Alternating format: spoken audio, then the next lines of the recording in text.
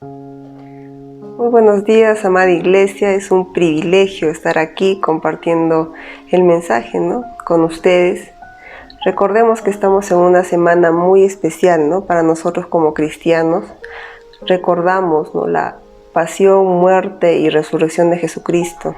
Y es por ello, que el tema de hoy, es el poder de la resurrección. La mayoría de cristianos, reconoce y sabe la historia de Jesús, sabe los acontecimientos, de la historia de Jesús, muchas veces por historia, porque lo aprendieron en el colegio, porque miraron una película. Pero yo te pregunto, ¿somos conscientes de lo que implica o lo que significa, el poder de la resurrección de Cristo? La resurrección de Jesucristo, fue uno de los eventos más importantes de toda la humanidad. Cuando Jesús resucitó de entre los muertos y volvió a la diestra del Padre, cumplió una parte vital, del plan de Dios, una parte fundamental del futuro de la humanidad. Y es por ello, que vamos a ir desarrollando lo que es la resurrección de Jesús. La resurrección de Jesús, la podemos encontrar en varios versículos de la Biblia, y la primera referencia que se hace, de la resurrección de Jesús la encontramos en Apocalipsis 13:8. A la bestia la adorarán todos los habitantes de la tierra, aquellos cuyos nombres no han sido escritos en el libro de la vida, el libro del Cordero que fue sacrificado desde la creación del mundo. Aquí ya se anunciaba, la muerte de Jesucristo. Pero definitivamente el hombre tenía un entendimiento muy limitado del plan de Dios. Y es así que podemos ver, la siguiente profecía en Génesis 3:15. Pondré enemistad entre tú y la mujer, y entre tu simiente y la de ella, y su simiente te aplastará la cabeza, pero tú le morderás el talón. Esta profecía muestra, que vendría en un momento, Satanás, y aparentemente iba a vencer, pero fue Cristo quien venció a Satanás. Fue Cristo quien venció la muerte. Hay otras pocas profecías, que en el Antiguo Testamento, que señalan sobre la resurrección de Jesús. Y fue, cuando Jesús empezó su ministerio, cuando recién empezaron a entender, el mensaje de Jesucristo. Al comienzo de su ministerio, cuando Jesús estaba en Jerusalén, en el templo, Jesús, al ver a los mercaderes y a los comerciantes, los echó del templo, Y obviamente los religiosos se molestaron. Y su respuesta fue la siguiente, que se encuentra en Juan 2:18-20. Y los judíos respondieron y le dijeron: ¿qué señal nos muestras, ya que haces esto? Respondió Jesús y les dijo: destruid este templo y en 3 días lo levantaré. Dijeron luego los judíos: en 46 años fue edificado este templo, ¿y tú en 3 días lo levantarás? Las autoridades religiosas no entendían el simbolismo con el que hablaba Jesús. No entendían a qué se refería. Ellos pensaban que Jesús hablaba literalmente de construir un templo, Y como dice la palabra, demoró 46 años en ser levantado. Pero él no se refería al templo en físico, sino se refería a su cuerpo, a su templo, que iba a resucitar en 3 días. Los discípulos definitivamente no entendían muchas veces lo que Jesús hablaba. Pero a pesar de eso, Jesús continuó enseñándoles, continuó hablando acerca de su resurrección y de todo aquello que iba a padecer. Comenzó a enseñarles, que era necesario que el Hijo del Hombre padezca, que el Hijo del Hombre sufra, que sea rechazado, que sea desechado, que sea muerto y que resucitara después de 3 días. ¿Y Pedro qué hizo? Pedro dice que tomó a Jesús, y lo llevó a un lado, y le dijo, trató de convencerlo, de que desertara de la decisión que había tomado. Y Jesús le dijo, fuertemente: apártate de mí, Satanás. la respuesta de Jesús fue muy fuerte, ¿no? Definitivamente Jesús tenía que cumplir el mandato de su Padre. Todas las predicciones de Jesús se cumplieron, ¿no? Durante los siguientes días. Fue arrestado, fue entregado a las autoridades, fue salvajemente golpeado, fue crucificado. Y en la mayoría de los casos, ¿no? Cuando muere un líder, sus adeptos, sus seguidores, dejan de seguirlo, ¿no? Es lo que comúnmente pasa, ¿no? Y es lo que querían los religiosos. Pensaban que si moría Jesús, sus seguidores iban a dejar de creer en Jesús y la vida iba a volver como era antes. Pero había algo, ¿no?, que los religiosos tenían que hacer. Ellos sabían que Jesús enseñaba, ¿no?, sobre la resurrección, que Jesús predicaba sobre su resurrección. Y querían evitar a toda costa que esto suceda. ¿Para qué? Para que la gente no siga siguiendo a Jesús, no siga creyendo en Él. Entonces, ¿qué hicieron? Se aseguraron, ¿no?, que en el sepulcro estuviera una piedra enorme. Y ellos se encargaron, ¿no?, de escoger a los soldados que hicieran la guardia en la tumba de Jesucristo. Dice que los romanos se caracterizaban, ¿no?, por recibir sobornos. Y pensaban, ¿no?, van a venir sus discípulos, van a sobornar a los soldados y van a sacar el cuerpo de Jesús y van a decir, ¿no?, Jesús ha resucitado. Entonces ellos mismos se encargaron de escoger a los soldados que iban a estar en la puerta. Eran sus soldados de confianza. ¿Para qué? Para que nadie venga, ¿no?, y nadie saque el cuerpo del sepulcro. Pero sus intentos fueron en vano, porque el poder de Dios obró y las cosas sucedieron conforme al plan de Dios.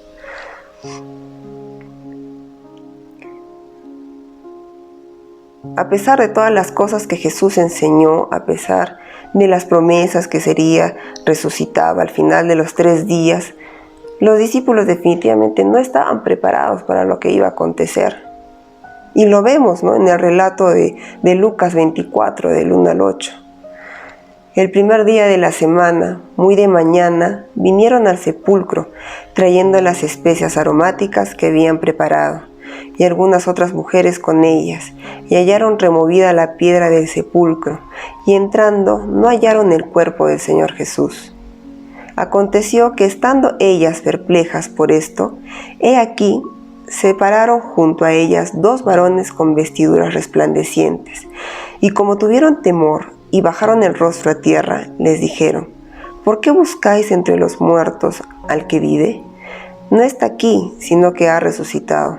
Acordaos de lo que os habló cuando aún estaba en Galilea, diciendo: es necesario que el Hijo del Hombre sea entregado en manos de hombres pecadores, y que sea crucificado y resucite al tercer día.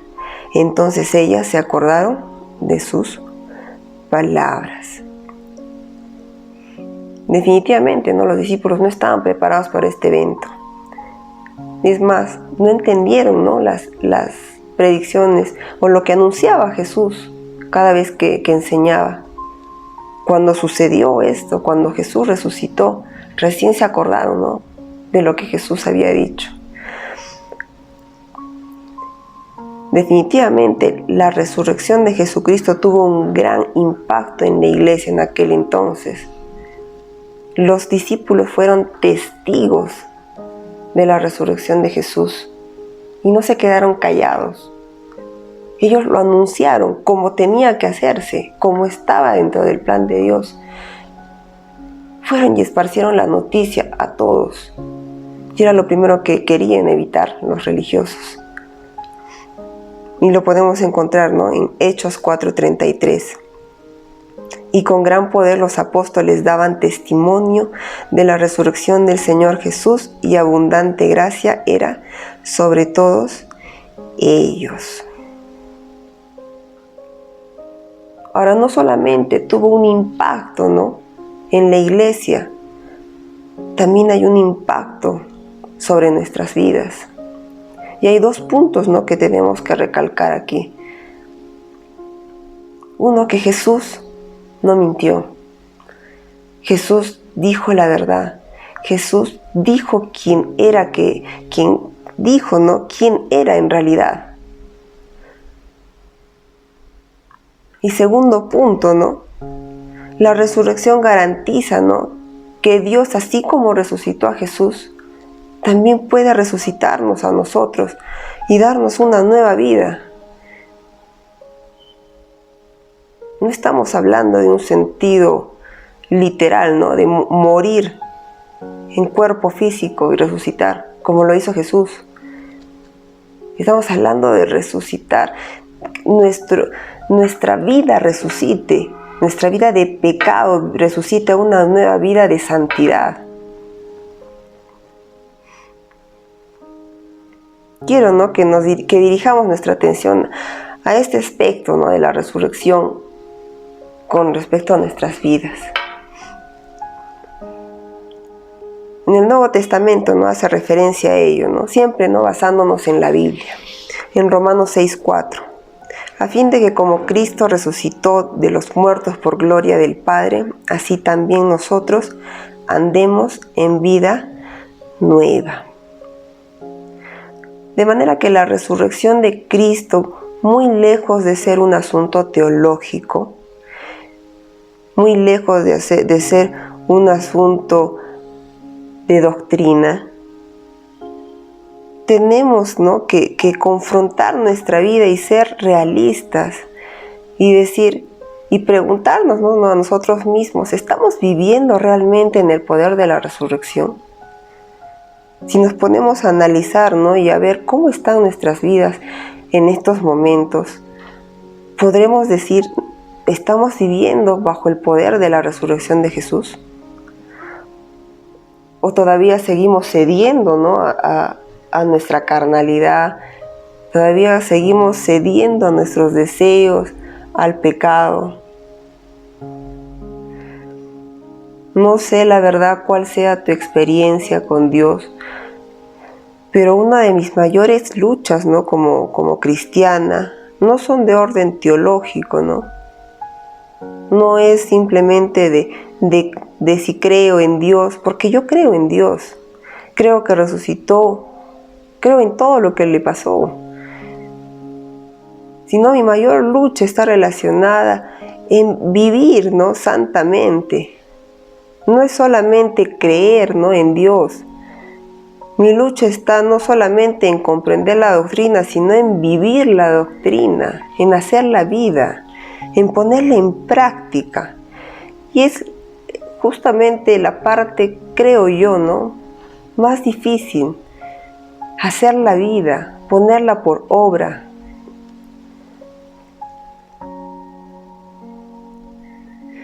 Yo creo que en algún punto de nuestras vidas, ¿no?, nos hemos alejado de Dios.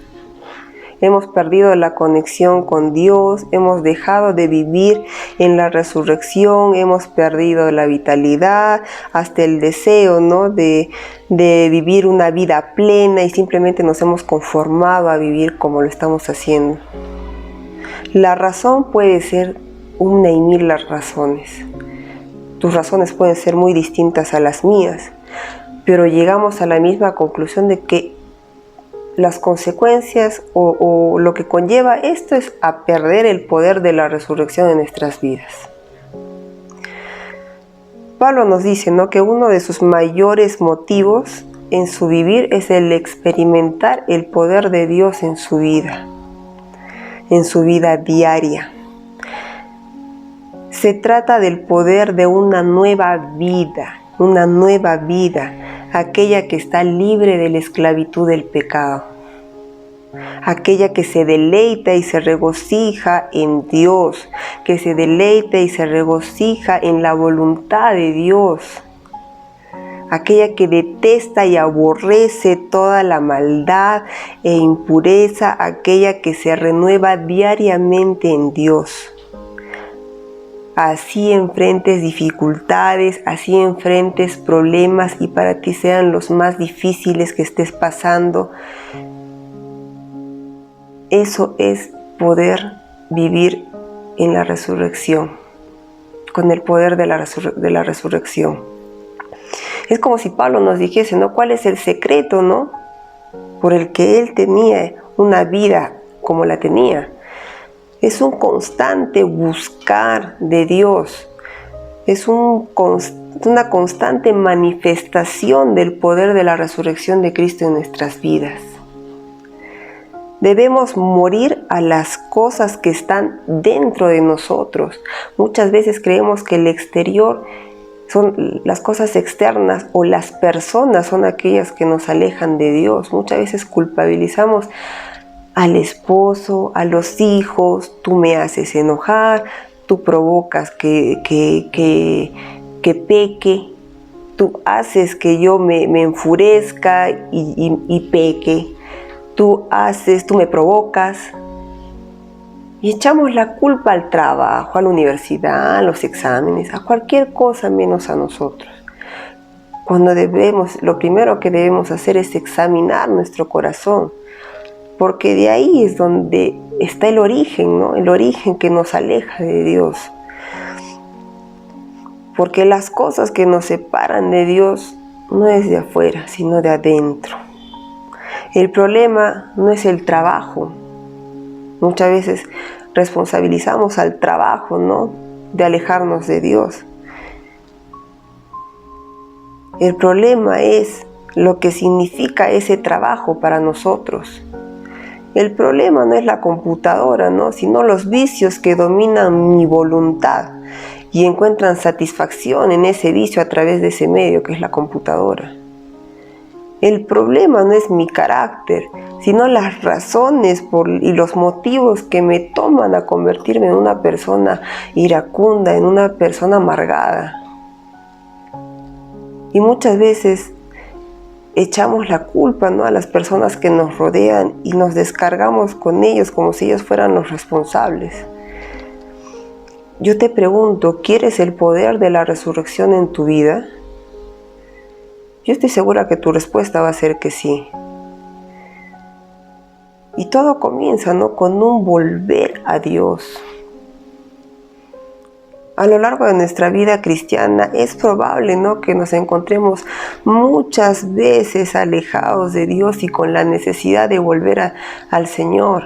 Y a veces pisamos tan a fondo, nos alejamos tanto y caemos en una situación en la que decimos ya no puedo más y tienes la necesidad de querer volver a Dios para que Dios te ayude. No esperemos llegar a ese punto. Si aún no has llegado a ese punto, acércate a Dios. Tienes la oportunidad de poder hacerlo. Y si has caído hasta ese punto, ¿no? De alejarte de Dios, de haber pisado fondo, acércate al Señor. Porque ten la plena certeza que Dios va a sanar tus heridas. Dios va a vendar, las va a curar, las va a sanar. Y no solamente eso, ¿no? Te va a resucitar y te va a dar una vida nueva. Porque el mismo poder que obró en Jesús cuando resucitó de los muertos, el mismo poder va a obrar en ti.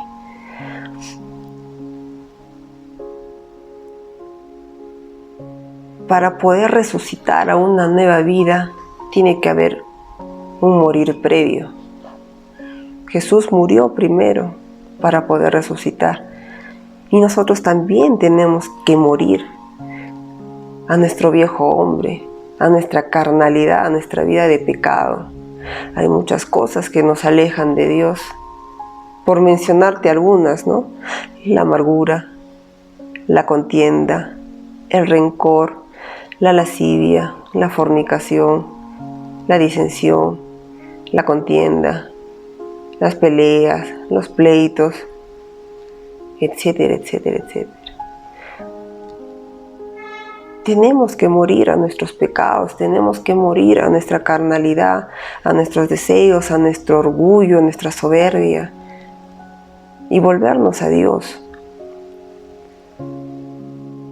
Dice que resucitar es volvernos a levantar, a ponerte de pie. Eso significa resucitar, ponerte de pie, levantarte. Dios te está pidiendo hoy que lo hagas, que te vuelvas a poner de pie, que te levantes. Dios te va a ayudar. Muchas veces creemos tener la razón, pero nuestro orgullo está operando en ese momento.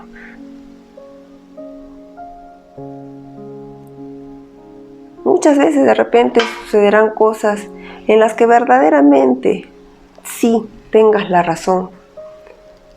Pero ¿qué es mejor? Entrar en discusión, en disensión con el esposo por querer tener la razón, querer ganar la pelea a toda costa, peleándome, discutiendo porque tengo la razón. Dios te va a pedir que renuncies a tu orgullo, que no entres en discusión, en pleitos. Es obedecer al Señor y decir, está bien, no quiero discutir con mi esposo, voy a ceder. Voy a dar una respuesta amable, me voy a callar. Eso es renunciar, eso es morir a tu orgullo. ¿Cuántas veces se nos ha escapado, ¿no?, de la boca cosas hirientes para generar pleitos, peleas en casa, con el esposo, con los hijos? Dios te pide que renuncies a tu orgullo, que renuncies a tu resentimiento. Y tenemos muchas veces resentimiento guardado de años que no queremos sacar. Dios te está dando una oportunidad. Quiere obrar en ti, quiere darte una vida nueva y puedas disfrutar a plenitud de tu vida, de las bendiciones que Dios nos da y nos da diariamente. Porque no tiene nada de bonito estar en pleitos, en división, en peleas, amargados. No disfrutas verdaderamente a tu familia, las ves como una carga, como un estorbo, como los culpables, los causantes de tu desdicha, de tu infelicidad, de tu amargura. Cuando deberías ver a tu familia con otros ojos, ¿no? ¿Por qué? Porque no queremos morir a nuestra carnalidad, no queremos morir a nuestros pecados.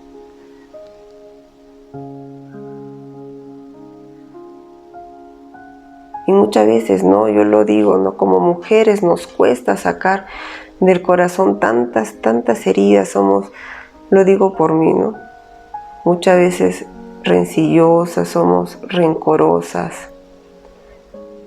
A mí me ha costado muchas veces sacar el resentimiento y el rencor por cosas de tantos años que a la larga no han traído más que división, que peleas, al punto de llegar a querer de repente a separarte de tu esposo, a no gozar de tu matrimonio, de todo lo que Dios te ha dado, de ver a tu familia como si fueran lo peor. Y es que eso trae el pecado, ¿no? No te deja ver, te nubla la vista. Tremenda bendición que Dios nos da con nuestra familia y simplemente el pecado te nubla la vista y no te deja ver más allá. No te deja ver lo bueno que hay en las personas, lo bueno que hay en tu familia. Es tiempo de sacar todo pecado de nuestras vidas, es tiempo de vivir una vida nueva con Dios. Estamos en tiempos finales en los que Dios nos está dando otra oportunidad más para acercarnos a Dios. No desechemos esta oportunidad de hacerlo. Dios quiere hijos que estén cerca de Él. Dios, ¿cuántas cosas no quiere darnos? Y a pesar de nuestras heridas o a pesar de cosas que nos hayan podido suceder, cosas justas, injustas, situaciones difíciles, Dios está ahí para consolarnos, Dios está ahí para ayudarnos. Esta pelea no la vas a luchar sola, Dios está ahí. Solamente Dios quiere que renuncies a todo pecado. Dios va a obrar en ti y te va a dar una vida nueva.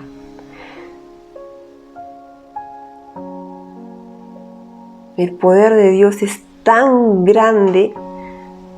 Imagínense, ¿no? Tremendo poder para resucitar a una persona. Y ese mismo poder es el que va a obrar en nosotros. Es cuestión de decisión. Hoy quieres tomar la decisión de dejar todo atrás. ¿Quieres tomar la decisión de morir a tus pecados? ¿De morir a tu carnalidad, a tus deseos? ¿Quieres vivir una vida plena?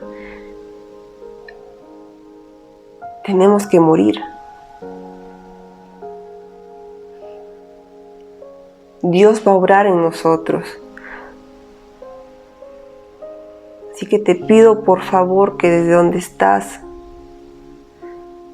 seas tú con Dios y le pidas al Señor: Dios, ayúdame a morir a mis deseos, ayúdame a morir a mi carnalidad, ayúdame a morir a mi orgullo, a mi resentimiento. Dame una vida nueva, resucita mi vida. No es cuestión de creer, es cuestión de decisión. No queremos ser religiosos, simplemente con creer en que Dios existe, Dios resucitó. Hay que hacerlo vivo en nuestras vidas. Es un morir constante, es un morir diario. Diariamente las personas de repente te van a alterar, las personas te van a provocar. Y diariamente tenemos que morir a nuestro orgullo, diariamente tenemos que morir a no pelear, a no estar en pleitos, a no estar en división. Es difícil, pero con Dios se puede todo. Es cuestión de decisión. Hoy tomemos la decisión de morir a nuestra carnalidad. Cierra tus ojitos desde donde estás y escucha esta canción. Entrégale tu vida al Señor, entrégale tus pecados y que sea Él que te ministre y te muestre qué cosas están ahí en tu corazón, qué cosas necesitas renunciar, qué cosas necesitas hacer morir en tu vida para dar una nueva vida, para que Dios te dé una nueva vida. Escuchemos esta canción y cierra tus ojitos.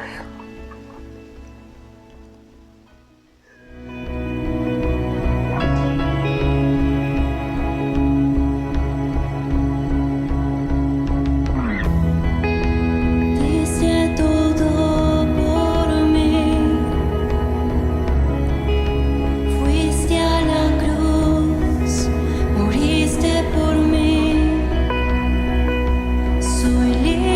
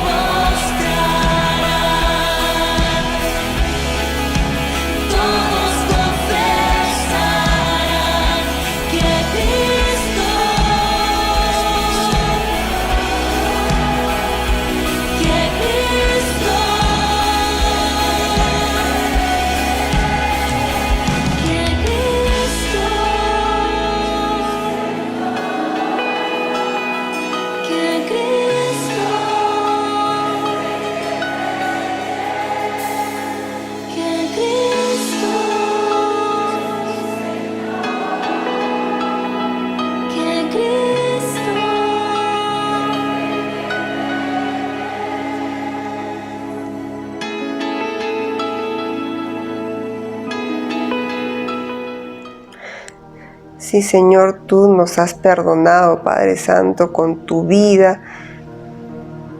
Tú diste tu vida por nosotros, Señor. Perdonaste nuestros pecados a pesar de que nosotros te hemos fallado. Tu amor es tan grande por nosotros que a pesar de nuestras fallas, diste tu vida por nosotros. Y en este tiempo, Señor, te queremos pedir perdón por habernos alejado de ti, Señor, por habernos apartado de tu presencia, cuando deberíamos gozarnos en hacer tu voluntad. Perdónanos, Padre Santo, por vivir bajo nuestra carnalidad, esclavos de nuestro pecado, Señor, por no vivir bajo el poder de tu resurrección, Padre Santo, y por no dejar que tú hagas tu obra en nosotros.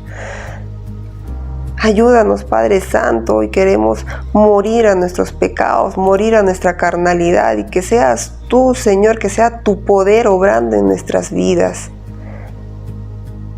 Gracias, Padre Santo, porque hoy nos has dado una nueva oportunidad para seguir adelante, una nueva oportunidad para levantarnos, para ponernos de pie, una nueva oportunidad para buscarte otra vez, Señor. Gracias, Señor, porque tú nos amas como nadie nos ha amado, Señor. Gracias por este mensaje, Señor. Estoy segura que ha calado los corazones de muchos, Padre Santo. En tu nombre hemos orado. Amén. Es, hermano, que este mensaje, ¿no?, va a entrar en tu corazón. Sé que Dios te ha hablado, te ha mostrado cosas, y estoy segura que Dios no va a parar su obra en ti, sino que va a continuarla.